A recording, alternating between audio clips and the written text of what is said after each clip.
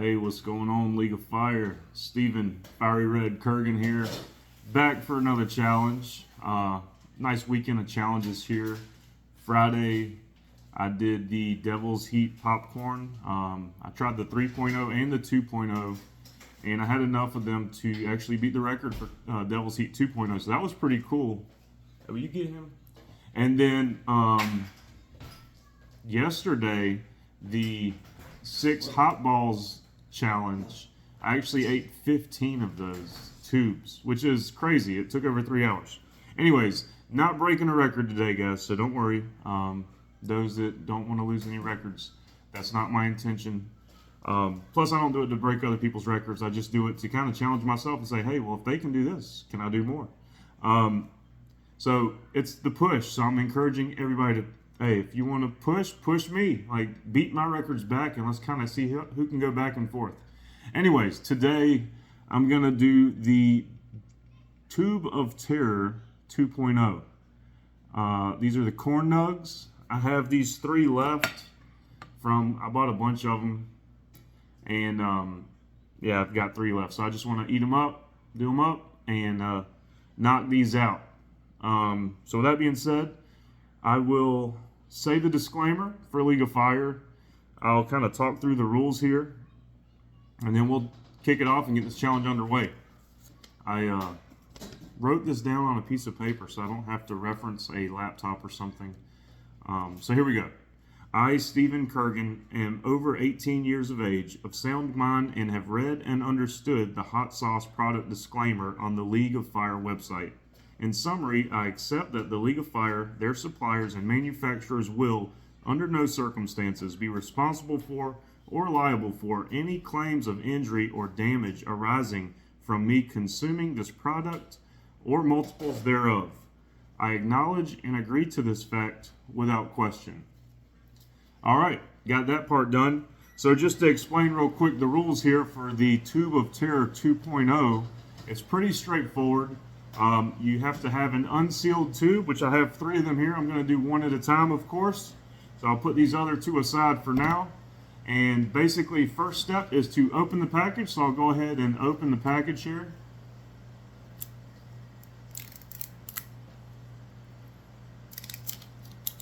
All right, it's unsealed. Now, what I've found is easier to just dump it on a plate because it's sometimes tricky getting them out of the tube. So I'll go ahead and dump these onto the plate, guys.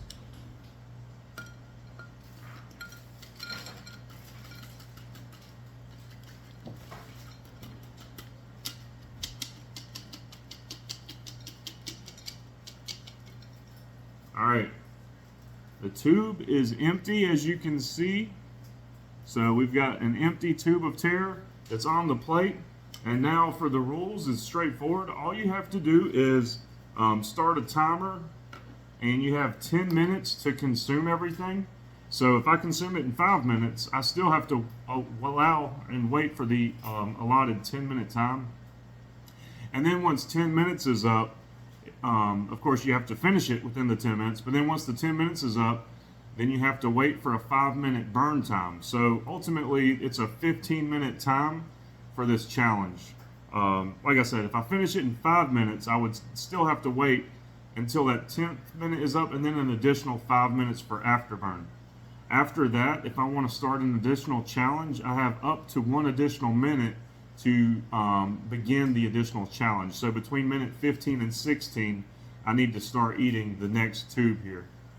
I have broke the record on this one, actually. I did eat 6 of these, which was the record breaker. Again, I'm not trying to break a record today. I just happen to have 3 remaining, and I'm going to eat them hopefully all today. We'll see how it goes. So I'll get my timer on. All right, I'm going to start the clock, and then I'm just going to eat. Ready? Let's go. All right, so it's just a counter up, not timer, but obviously I've just got to be done before I hit the 10th minute. Cheers, guys.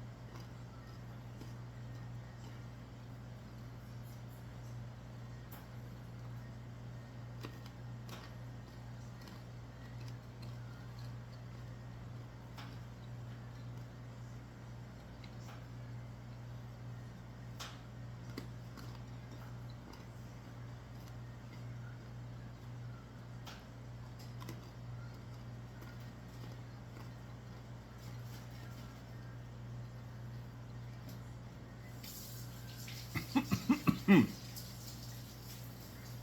lot of powder.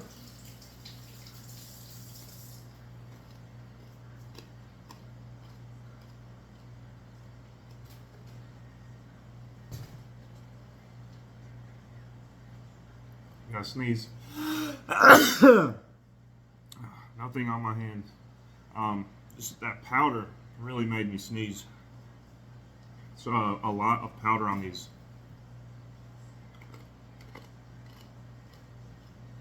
It's basically like a corn kernel. It's like a little piece of corn. It's like a dried corn kernel covered in powder. And the powder is Carolina Reaper, Maruga Scorpion, 7-Pot Primo, 7-Pot Douglas, Ghost. Yeah, all those. A lot of hot peppers.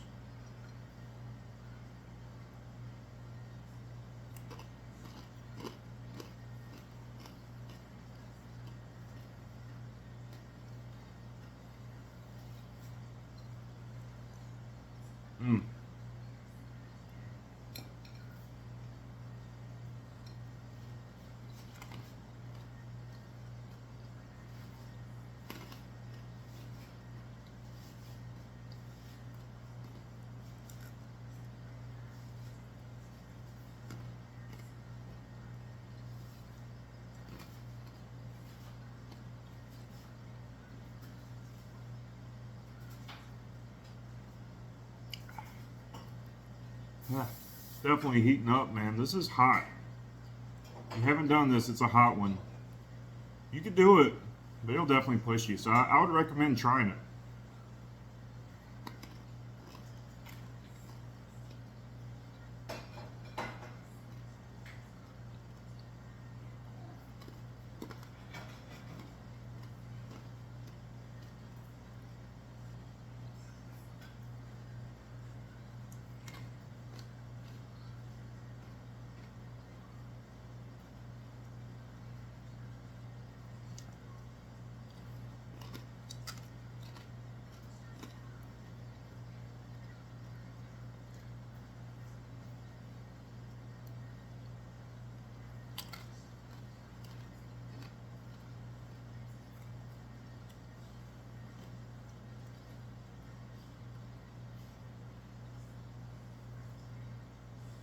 Right now is when my mouth really wants to water. Really on fire. Basically halfway. I've eaten over half, so maybe I'll slow down a little bit. But certainly on fire. And I remember last time when I did multiples, it became harder and harder to eat these quickly. Like it began to be a struggle to finish it within 10 minutes. The first one's the easiest.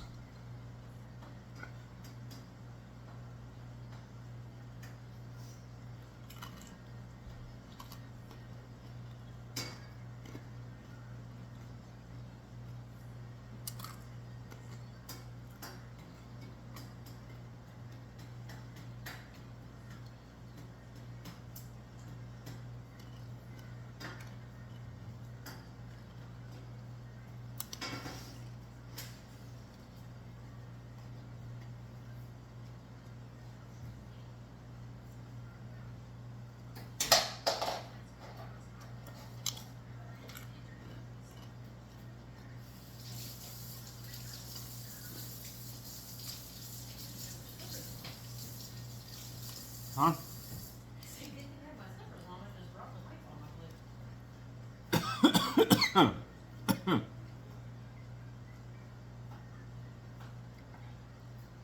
Very hot.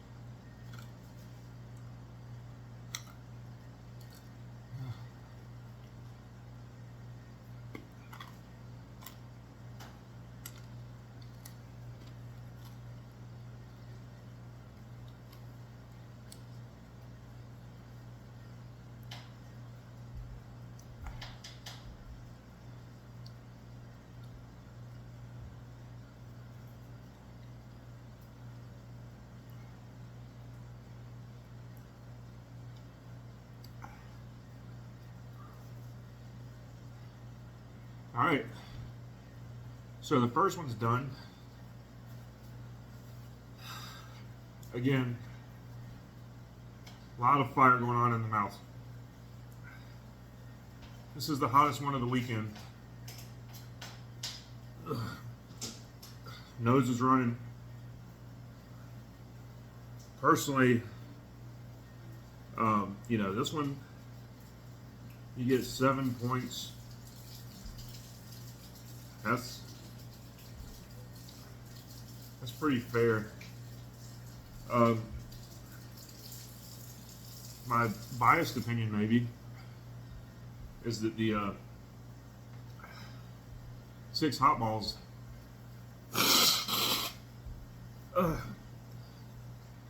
Maybe 5 points is fair for the 6 hot balls, but I would just argue, if that's the case, Devil's Heat 2.0 should be 6, because honestly, it's almost up here with this one. Devil's Heat 2.0 is hot. It may be. It's hard to say if it's as hot. It's a different kind of heat.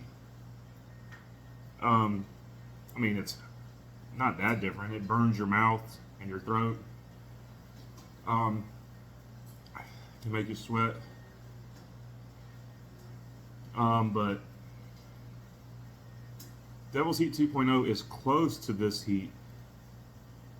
I would say 6 hot balls challenge is not, especially if you just do one.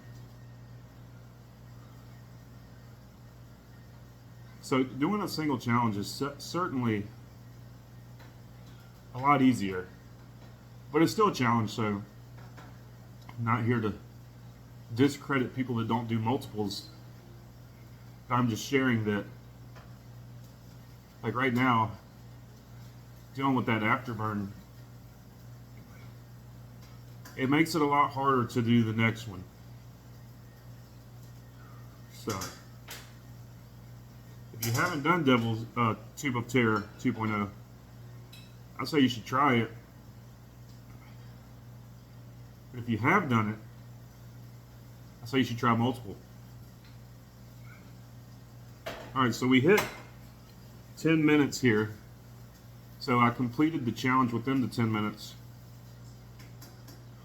Now we're just waiting for the 5-minute afterburn. So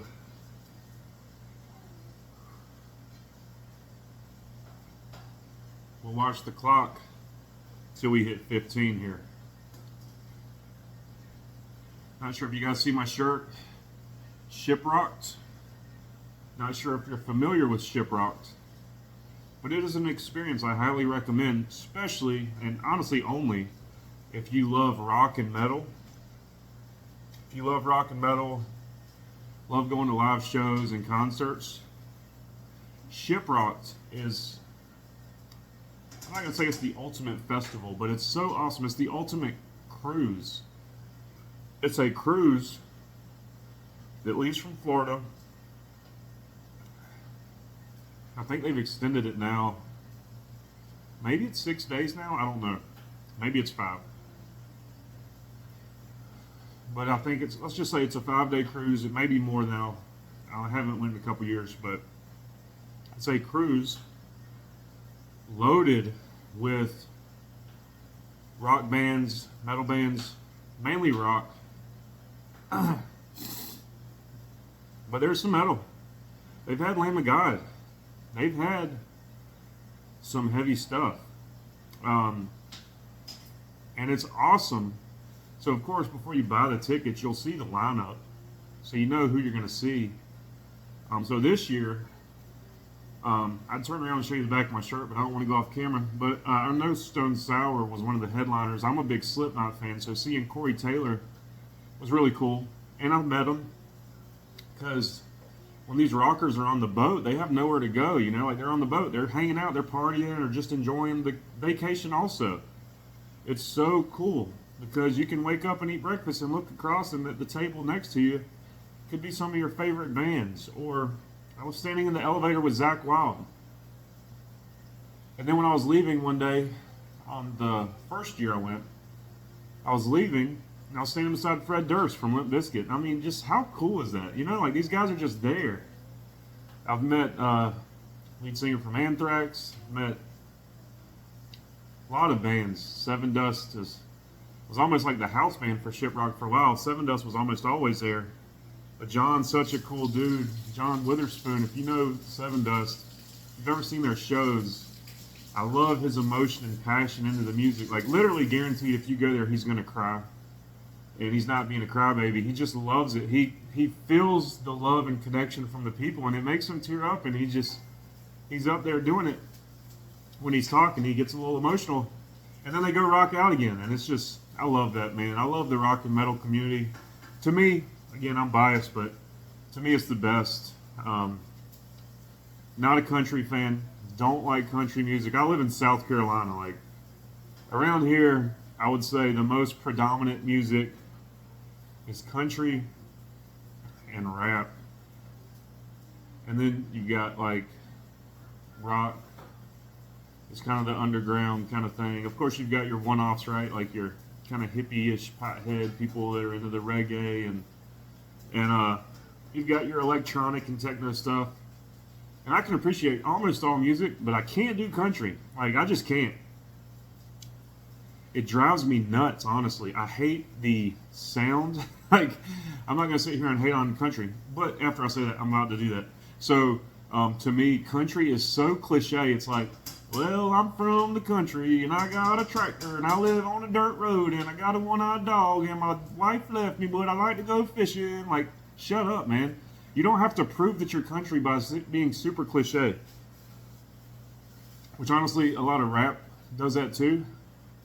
But to me, and again, maybe I'm biased, I feel like rock and metal is more about self-expression of life experiences and things you're going through. And I'm not saying those others aren't. I know there's a lot of romantic country and sad country and, you know, ups and downs and everything. But to me, it's just in general cliche. Like, why do you have to sound like, I don't know, the country tone of voice irritates me. And then all right, we hit 15 minutes. I got to get going here. I got to start this second one before I hit 16 minutes. I'm sitting here talking about country music. I'll talk more crap about country music in a second, guys. All right. Pop the seal. Second tube.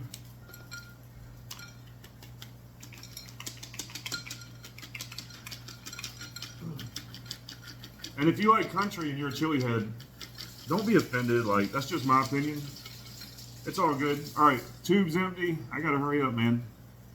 I got 10 seconds to get started, so let's go. As long as I get started. Cheers. Oh.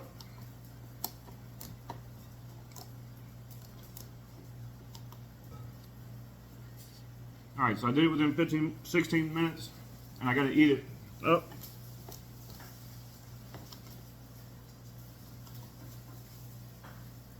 All right. Freaking out here. I got to finish it before 10th minute's up.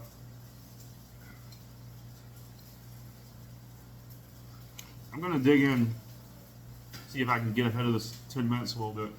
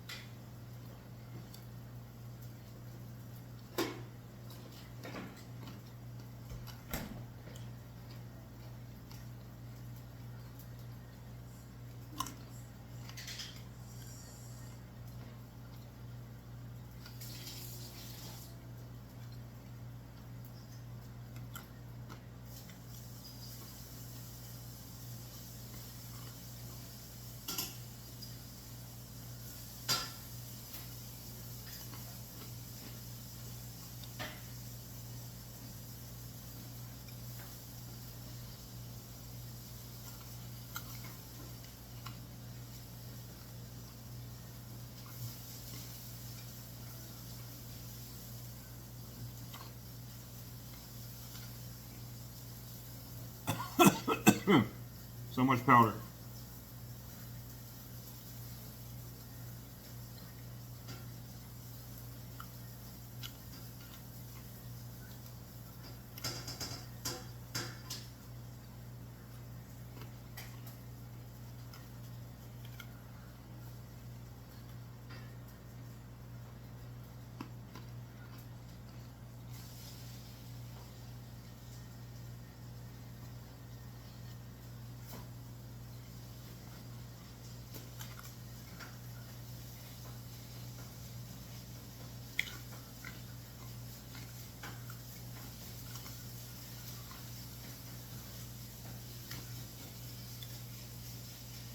Almost missed my mouth.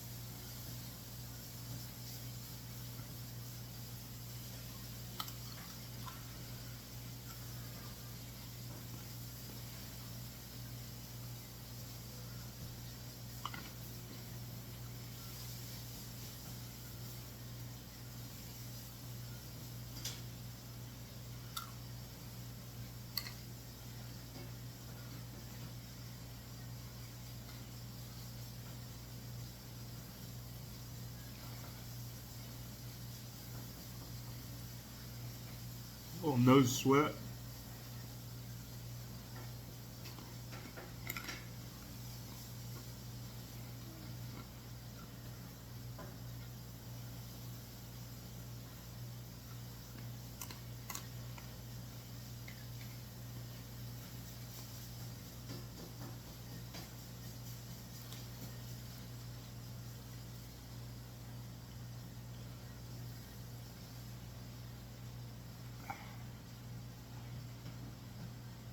Nice heat.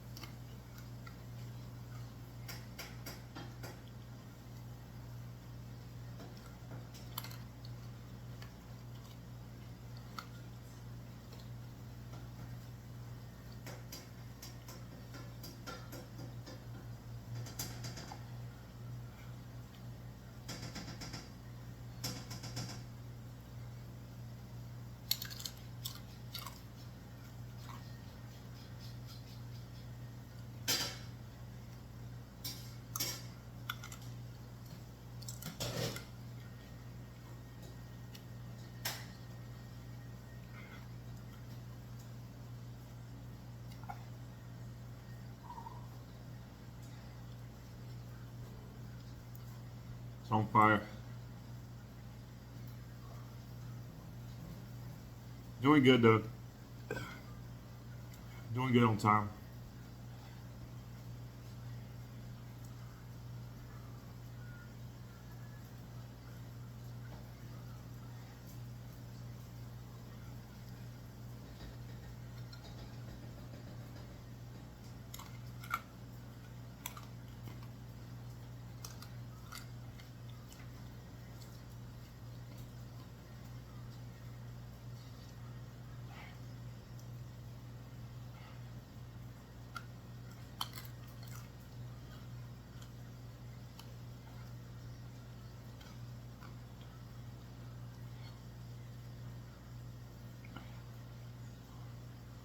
really hot.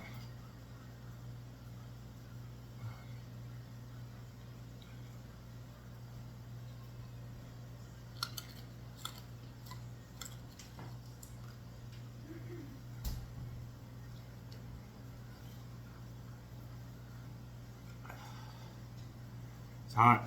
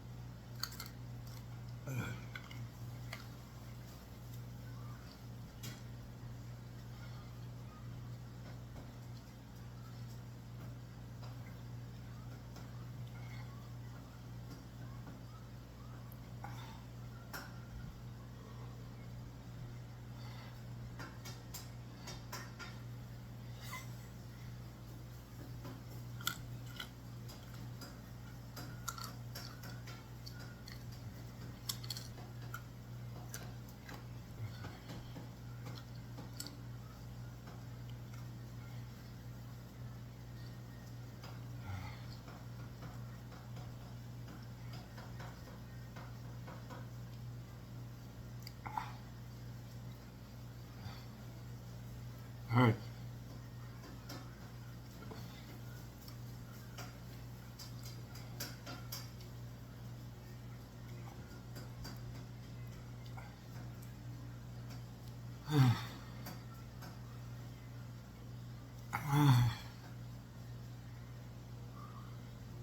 Can you hand me some paper towels? For the record, pretty sure you don't have to lick your fingers.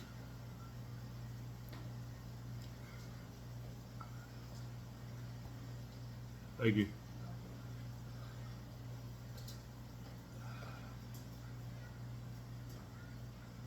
All right.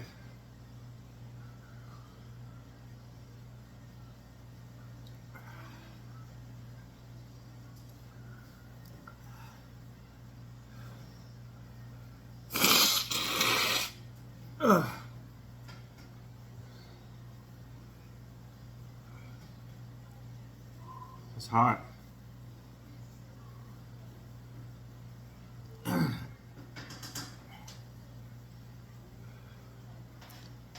Hotter than the last one, indeed.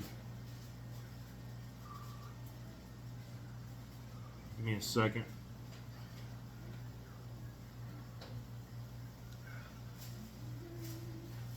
Alright, so I talked about music. Oh, I guess to that point, when I met my wife, I didn't know her. I mean, that's kind of a dumb thing to say. But nobody introduced me to my wife. So I'll tell you the story. Story time by Stephen Fiery Red Curgan. So it all started back in, no, I'm just kidding. All right, so I was in my early 20s, mid 20s, whatever. And was going to college. I was one of those that was, I'm good at school, I'm book smart, but I was a slacker. For the record, 10 minutes up, waiting on the 5-minute afterburn. But I was a slacker to the point where when I started college initially, I was hung up on a girl I was with for a long time and depression, and anyway, I wasn't focused and I dropped out. I thought I'd be alright. I made a job, got a job with DirecTV, subcontracted. I was making over $1,000 a week. I'm like, dude, I don't need college, I got this. But anyways, eventually things turn around and it's like, you know what, I really need to go back to school. So I did. And I was working on a bachelor's in engineering. But at this point, I was living on my own. And I worked for a company that did tuition reimbursement. But you still had to pay out of pocket initially. So it was cheaper to take elective classes at the technical college as long as they transferred over. So I did take some classes at Tech. Anyways, that's where I met my wife. So I wasn't even going to school the day I met her. I was going to the library to print off boarding passes because back then I didn't have a smartphone. And I was about to fly to Canada to go to a music festival, which I went by myself. It was epic by itself. Cool experience and cool story there. But I was going to fly to Canada for a Amnesia Rock Fest. But I had to print out my boarding passes. Tech was nearby, didn't have a printer. So on my way to Tech, I realized I forgot my print card. You have to have a card to use their swipe and it deducts the money from your account. So I was like, whatever. I'll just ask somebody if I can use their print card, give them $1 or something, you know? Sorry. So I went to the library, and back then I had longer, well, not super long, but curly hair. Anyway, saw this girl sitting at the computer. You know me, or you know you if you're a guy like me, but if you're gonna ask somebody for a print card, the logical choice is the hot chick, right? So, see this hot girl sitting at the computer with blue hair, and I'm a rocker. I'm like, this is my style right here. So I was like, yo, what up, shawty? No, I'm just kidding. I didn't say that, and I will never say that. But I just was like, hey, what's up?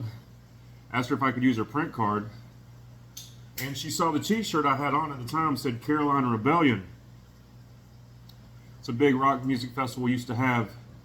Rest in peace, Carolina Rebellion. Awesome festival for over 10 years. We miss you. But she saw my shirt, and she's like, oh, have you been to Carolina Rebellion? And I'm like, yeah, honestly, I've been every year. Like, that's what I do. I'm a big concert goer. While I'm talking, I'm going to open the third tube so we don't have to worry about time. I'm a big concert goer. I love rock and metal. And yeah, I go to Carolina Rebellion every year.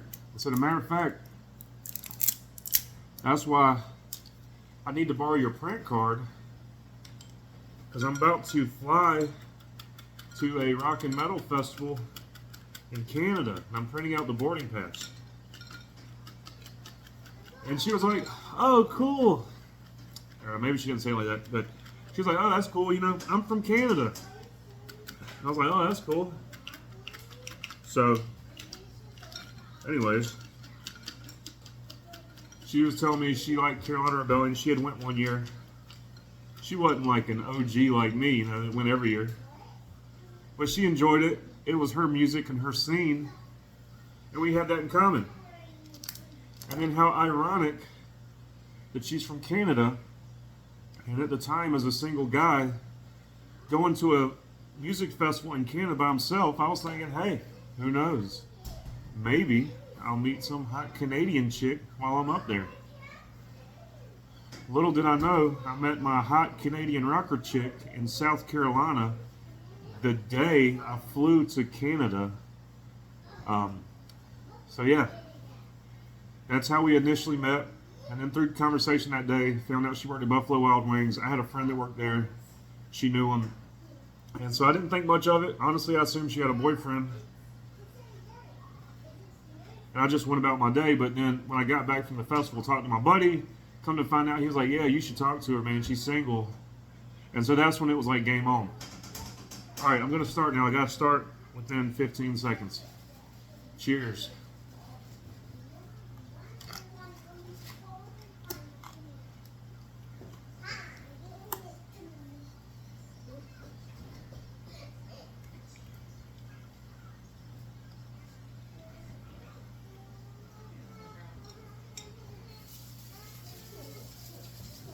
Looks like they messed up this one. It is covered so much in the powder. The other ones weren't like that. This one's insane, dude.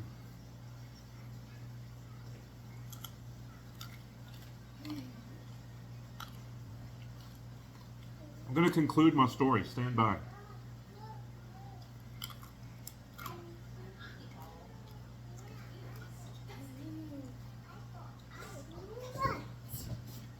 What?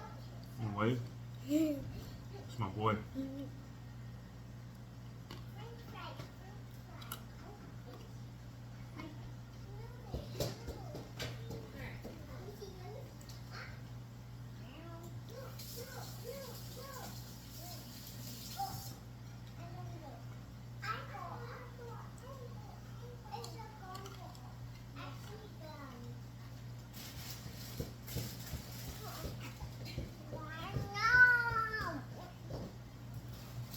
Hey, you.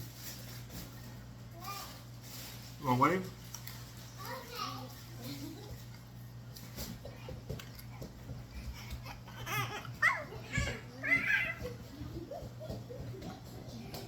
My big one's too cool.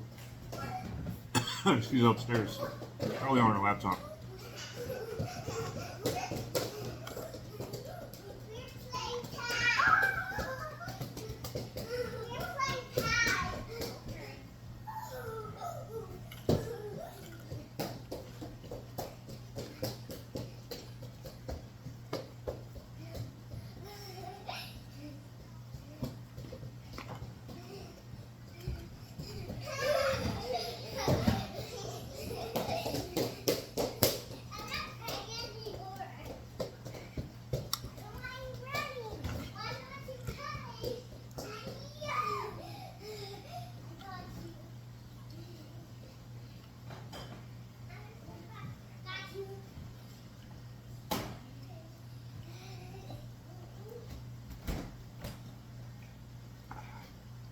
Ah.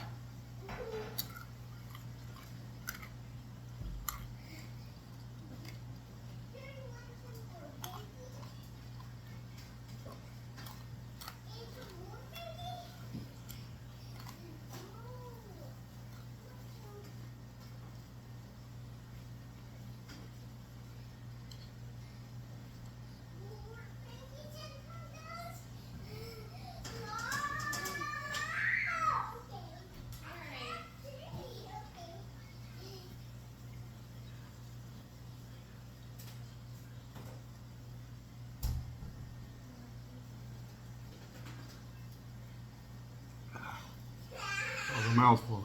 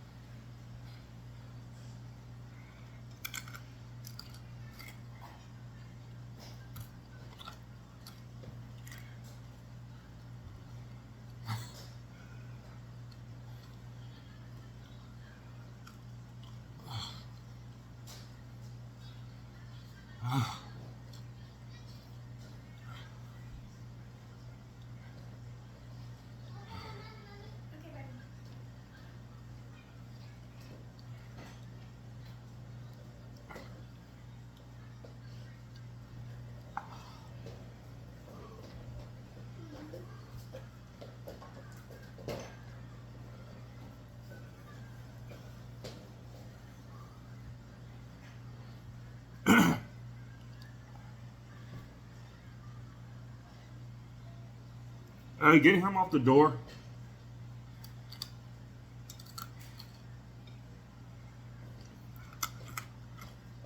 Put him up.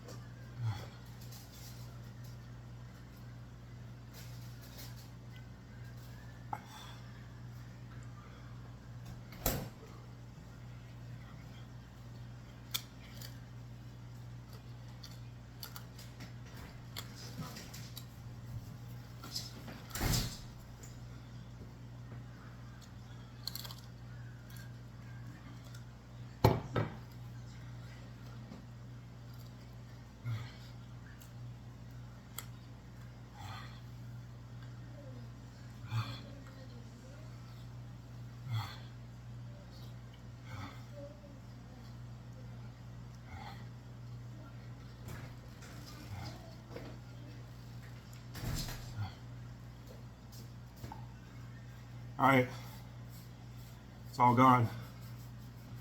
3 tubes are down. Oh.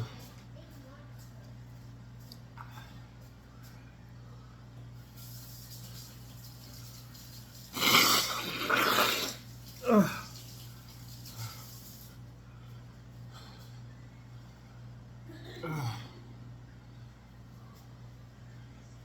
1 second. I'll resume my story. All right. Crying now. So, my buddy told me I should talk to her. I pursued her. We started dating.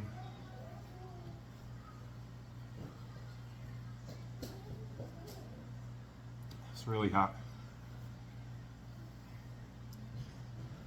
Back of my tongue. Too much powder. I'm gonna find out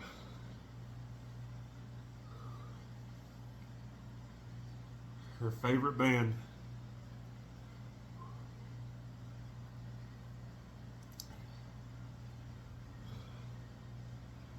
was Breaking Benjamin. Personally, not me. I'm definitely more of a metalhead. That was her favorite band. Still is, I think. And I worked some magic. And so, for her birthday, set up a surprise birthday party. So she wasn't expecting that. And then her present from me was a brochure. I made this brochure. We got a 3-fold pamphlet. It's like, happy birthday, baby. I know Breaking Benjamin's your favorite band. And you've never been on a cruise. So here's your gift. I'm taking you to this cruise, and tongue's really on fire. Breaking Benjamin was the headlining band on this rock-themed cruise called Axes and Anchors. So it was a pretty cool gift, if I say so myself. I literally did it up, like one page was about the itinerary, one was the band lineup, and one was like activities, and just sprinkled in how much I love you, and you're gonna love this, it's gonna be awesome.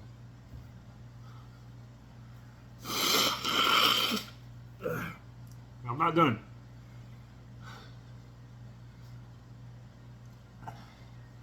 So I took her on the cruise, and I bought the tickets. I talked to the people that were sponsoring Axes and Anchors. For the record, 10 minutes is up. We're waiting on the 5-minute burn time. I was like, hey, this is my girlfriend's favorite band. I really love to propose on stage. Could you make it happen?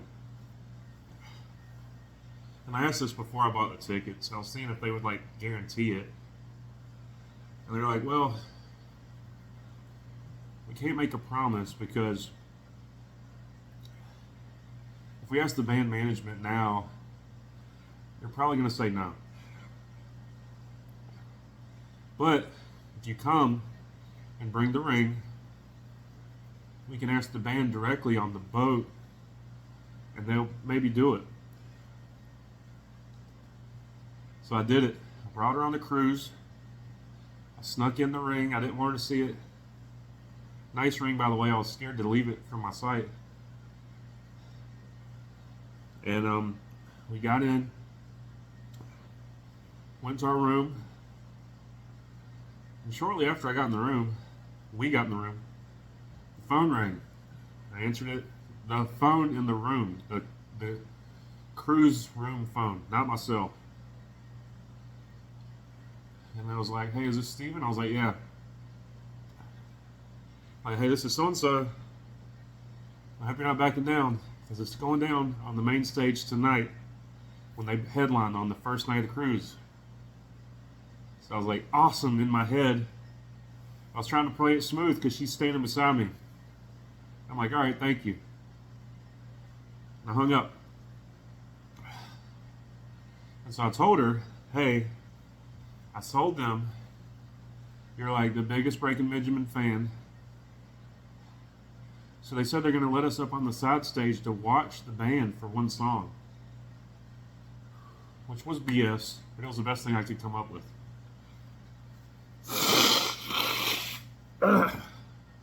So we get to the thing early. I'm looking for this lady to come catch me. She never comes. So I'm like, great, I don't know what's happening. Luckily, I'm a 6'4" redhead that stands out. And this boy walked up to me, and he's like, hey, are you Steven? I'm like, yeah. He's like, hey, can we talk? I was like, sure. So he walked over there, and he's like, hey, my mom got too drunk, passed out. But she told me the story when she was drinking, and I wanted to make sure I could help make it happen. So can you walk backstage with me so we can talk to the band? Time's almost up, but I'm going to finish the story. I was like, it's going to be obvious to my girlfriend, but if that's what I got to do, let's do it. So we walked backstage. There was a door with their name on it. I opened the door, or knocked and opened the door. They weren't in there. We're walking around like, where's the band? Couldn't find them. But found the manager. And at this point, it was already agreed upon it was happening. So he's like, all right, look, after they play this song, Ben's going to call you up. I was like, all right, cool. So I went back to my seats. At this point, she's suspicious. And we go to the concert, enjoy it. By the way, for the record, I do drink a little bit, but didn't drink all day because I want to be sober when I proposed. But at this point, I was so nervous, I had to get one drink to calm me down.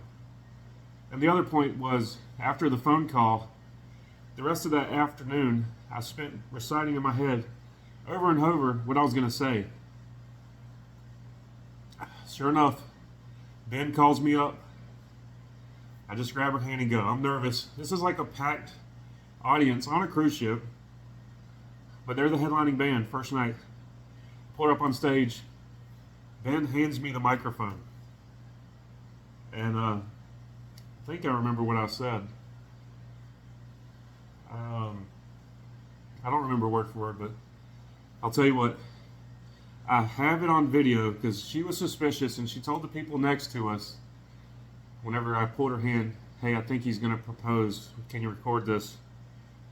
She said it to him when I was backstage apparently, but they did. So they recorded it and I've posted it on my YouTube channel.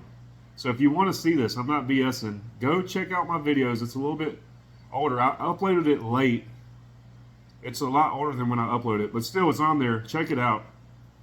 And you can see what I said. But it was epic. Epic experience.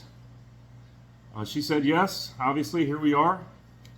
You see the kids running around. Life is good. God has blessed me more than I deserve. But that's my story, how I met my wife. Rock and roll, love, and God. That's what brought us together. We both like similar music. And through early conversation, it was very clear that she had faith in God. And such a rare thing to find. A good-looking girl that has some morals and standards, and I've just been such a blessing in her life. No, I'm just kidding. God's really blessed me with her, and I'm fortunate. We have our struggles like everybody. Life is not easy. Marriage is not easy, but I love her. I love you guys, League of Fire. I'm past time, and I'm going to shut up with my story. Watch my video if you want to see the proposal. This is Steven, Fiery Red Curgan, signing off. Until next time, guys. Later.